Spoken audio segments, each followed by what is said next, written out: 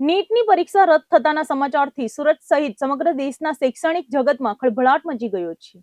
વર્ષોની મહેનત અને રાત દિવસના ઉજાગરા બાદ જ્યારે પરીક્ષા રદ થાય છે ત્યારે વિદ્યાર્થીઓના સપનાઓ પર પાણી ફરી વળ્યું છે। સુરતના વિદ્યાર્થીઓ, વાલીઓ અને શિક્ષકોમાં અત્યારે ભારે રોષ અને ચિંતા જોવા મળી રહી છે। મેડિકલ ક્ષેત્રે કારકિર્દી બનાવવા માંગતા લાખો વિદ્યાર્થીઓ માટે નીટની પરીક્ષા માત્ર એક ટેસ્ટ નથી, પણ તેમના જીવનનું ઘડતર કરતી સીડી છે। સુરતના હજારો વિદ્યાર્થીઓ જેઓ છેલ્લા 2 વર્ષથી 12 કલાક મહેનત કરી રહ્યા હતા, તેમના માટે પરીક્ષા રદ થવાના સમાચાર વધુ જાત સમાન સાબિત થયા છે। સમાચાર સાંભળતા જ અનેક વિદ્યાર્થીઓની આંખમાં આંસુ આવી ગયા હતા અને તેમના માનસ પર તેની ગંભીર અસર જોવા મળી હતી। નેશનલ લેવલની આટલી મહત્વની પરીક્ષામાં પણ જ્યારે સરકાર અને તંત્ર ગંભીરતા દાખવી શકતું નથી, ત્યારે શિક્ષણ વ્યવસ્થા સામે અનેક સવાલો ઉભા થયા છે। વિદ્યાર્થીઓના હવે પરીક્ષાઓ પરથી વિશ્વાસ ઉઠી રહ્યો છે। જે વિદ્યાર્થીઓએ પોતાનું લોહી પાણી એક કરીને પેપર આપ્યું હતું, તેમને હવે ફરીથી એ જ માનસિક સ્થિતિમાં આવવું પહાડ ચડવા જેવું મુશ્કેલ લાગી રહ્યું છે। વાલીઓમાં પણ ભારે ચિંતાનું મોજું ફરી વળ્યું છે। મોંઘી ફી ભરીને સંતાનોને ભણાવતા વાલીઓ પૂછી રહ્યા છે કે આખરે તંત્રની બેદરકારીનો ભોગ અમારા બાળકો જ કેમ બને। 1 મહિના બાદ જ્યારે ફરીથી પરીક્ષા લેવામાં આવશે, ત્યારે ફરીથી પેપર નહીં ફૂટે તેની ગેરંટી કોણ આપશે? આ સવાલ આજે દરેક વિદ્યાર્થી અને વાલીના મનમાં ઘુમરાઈ રહ્યો છે। શિક્ષકોનું કહેવું છે કે આ પ્રકારની ઘટનાઓથી વિદ્યાર્થીઓની એકાગ્રતા અને આત્મવિશ્વાસ તૂટી જાય છે। સતત મહેનત કર્યા પછી પણ જ્યારે પરીક્ષાની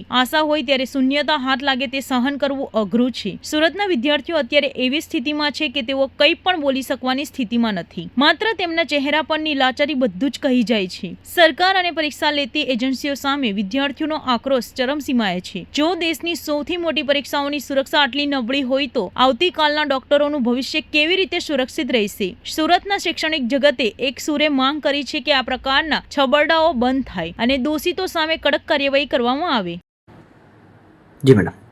હું કુમારી દીપિકા શુક્લા, આચાર્ય પ્રેસિડેન્સી સ્કૂલ। આજ રોજ નીટની મહત્વની પરીક્ષા રદ થયાના સમાચાર ખૂબ આઘાતજનક છે। વિદ્યાર્થીઓએ 2 વર્ષ સતત તનતોડ મહેનત કરી હોય છે। નીટની પરીક્ષા માટે વિદ્યાર્થી એટલો આતુર હોય છે કે એને એવી ચોક્કસપણે ખબર છે કે 2 વર્ષની મારી આ મહેનત અને નીટ પરીક્ષા ક્રેશ કર્યા પછી મારે જે એડમિશન લેવાનું છે સારી કોલેજમાં, સારી જગ્યાએ, ગવર્મેન્ટ કોલેજમાં, એ બધા માટે હું માનસિક રીતે તૈયાર છું અને 2 વર્ષની સામે મને મારી લાઈફ મળવાની છે।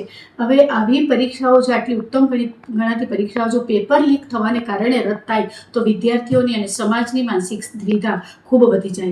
અમે પોતે પણ આ બાબતે અત્યારે ખૂબ જ કન્ફ્યુઝ છીએ કે વિદ્યાર્થીઓને શું આશ્વાસન આપીએ, સમાજને શું આશ્વાસન આપીએ।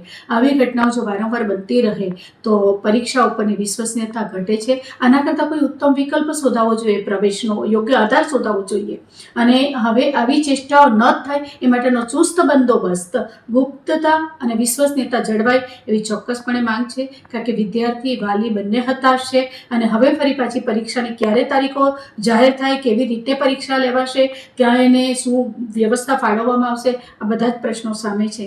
જો કે એવું ચોક્કસપણે કદાચ વિચારવામાં આવશે કે વિદ્યાર્થીની જે તે વ્યવસ્થા જે તે જગ્યાએ જ રહેશે, છતાં પણ વિદ્યાર્થીએ જે 2 વર્ષ મહેનત કરી છે, અત્યારે એ જે દ્વિધામાં છે એમાંથી બહાર નીકળીને હવે ફરી પાછી એમનું અપિયરન્સ કેવું રહેશે એ બાબતે વિદ્યાર્થી પોતે પણ ચોક્કસ કશું નક્કી કરી શકે એમ નથી। મને લાગે છે આ ખૂબ આઘાતજનક સમાચાર છે અને હવે આવી ઘટનાઓ ન બને એ તરફ સમાજે પૂરતું ધ્યાન આપવું પડશે। લાગતા વળગતા જે પણ પક્ષો છે એને પણ એની ઉપર ખૂબ ધ્યાન આપવું પડશે। બાળકોને તૈયારી તો બહુ કરાવી હતી, પરંતુ હવે પ્રોબ્લેમ એવો છે કે 5-7 હજાર બાળકો સુધી પેપર પહોંચ્યું એટલે પેપર તો લીક જ કહેવાય। એ 5-7 હજાર કદાચ મેરિટની અંદર આવી જાય તો અન્ય લોકોને અન્યાય થાય, પરંતુ એ 5-7 હજાર લોકોના કારણે જ્યારે 22 લાખ કરતાં વધારે વિદ્યાર્થીઓને પરેશાની થાય ને ત્યારે અંદરથી થોડું દુઃખ થાય। અનેક એવા બાળકો જે છે કે જેને 690, 700, 720માંથી 720 માર્ક્સ આવશે પોતાની મહેનતે। આ બાળકો એવા હોય કે જેમણે પોતાનો પરિવાર છોડ્યો છે, ઘર છોડ્યું છે, પોતાના પર્સનલ પ્રસંગો છોડ્યા છે, પોતાના શોખ છોડ્યા છે।